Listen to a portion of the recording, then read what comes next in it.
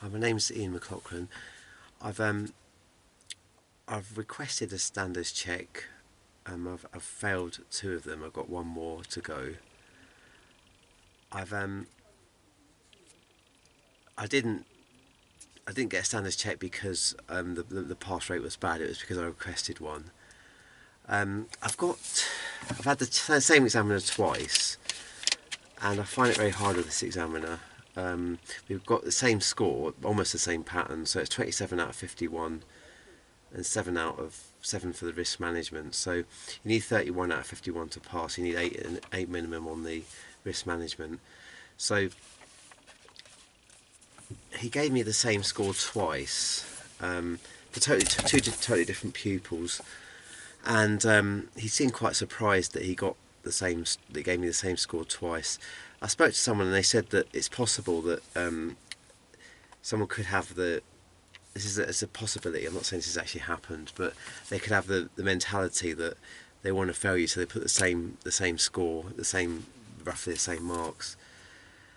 I don't know whether that's true or not. That was that lady's opinion. I don't know. So we were working on roundabouts. This is on the 31st of January, and she was test ready. She had a few tests. She suffers from emotional dysregulation, which I'm not qualified to teach, but I did tell her that, and she was happy for me to continue lessons with her. Mentioned an extra person in the car. We came out a second drove, and we were struggling a little bit because there was a car coming from our right. So I changed it from roundabouts to emerging, and I did that with the customer's permission. And we just need to sort of check left and right, so I got her to do that. So we got them, did the trainer identify the pupils' learning goals and needs, and I got a 1 for that. Now, I felt that I did identify the pupils' goals and needs because she wanted to go over roundabout, she wanted to get more confident with that. Was the agreed lesson structure appropriate for the pupil's experience and ability? So I felt although she was test ready, but we needed to go over the emerging a little bit, so we did. Were the practice areas suitable? I thought they were suitable because it was at the test centre and she's had a few tests already. Was the lesson plan adapted when appropriate to help the pupil work towards their learning goals? So because there was a problem with emerging, I changed the lesson plan from roundabouts to emerging, and maybe I should have done that better. I've got a 2 for that. We came up to the mini roundabout, the second mini roundabout, and there were cars that were going from our left to their right, so they were passing past us, and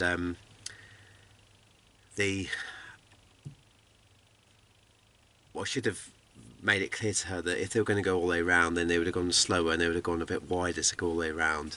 I should have mentioned that because I was nervous. Obviously, that didn't happen, so that's something that I can take away and learn for the next one. The next one's on the 15th of May. That'll be the chief examiner coming down to do that, so it won't be this examiner here, which I'm pleased about because I do feel very uncomfortable with him. Now that might not necessarily be his fault. It might be the way he comes across and the way that I interact with him. So that's something I find difficult with this particular examiner. And so where the practice area is suitable to, was the lesson plan adapted? I felt I adapted the lesson. Did the trainer ensure that the pupil fully understood how responsibility for risks would be shared? They gave me a 2 for that. Now I did say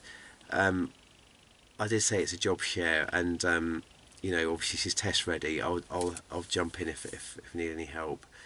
Where directions and instructions given to the pupil clear and given in good time? Only got a 1 for that. I thought I gave instructions clear and in good time, so maybe I need to do that a bit earlier, or maybe just explain the next 2 directions. Maybe that would help.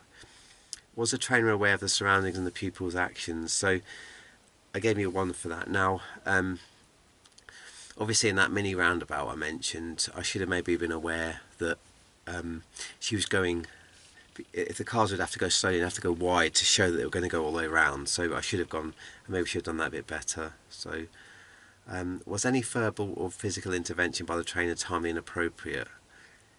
I only got a 1 for that. Now I thought I did that, so that's a problem. Was sufficient feedback given to help the pupil understand any potential safety critical incidents?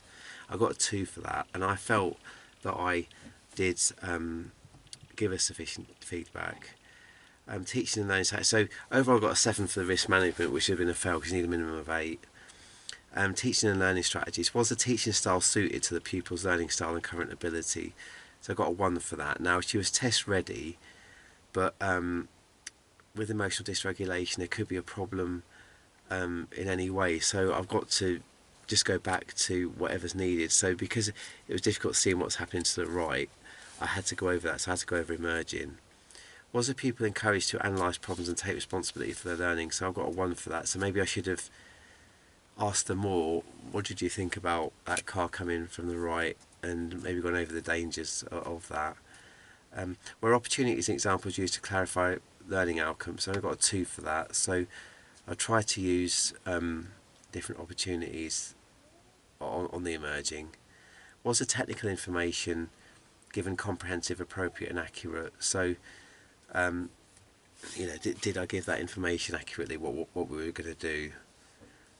And was it, I only got a 2 for that. Now that concerns me a bit because I thought I'd have got a 3, but obviously they only gave me a 2. Was the pupil given appropriate and timely feedback during the session? So I tried to give feedback, and I felt it was timely. They might have disagreed with that, but I felt it was timely. And one of the pupils' queries followed up and answered. I only got a 1 for that, which really got to me because I really felt as if I'd done that properly.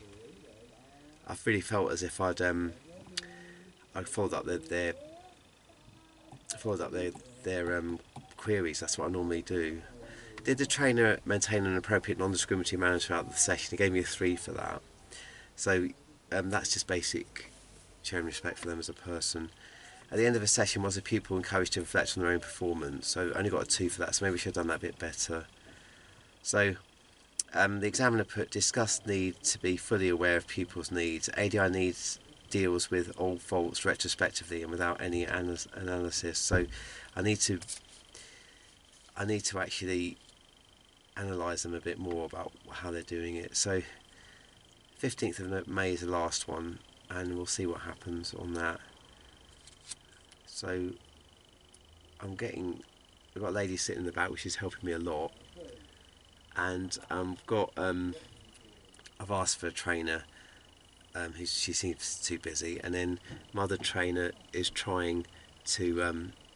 He needs to book me in sometimes mid-morning because he has to come from Milton Keynes, near Milton Keynes. So it's in the process. I've got very little customers at the moment, so I'm sort of getting through my waiting list to get more customers, because a few of my cleaning jobs have ended, so I've got more time in that area, so that's good. So I can start clearing my waiting list, and at the same time I can get more practice on this.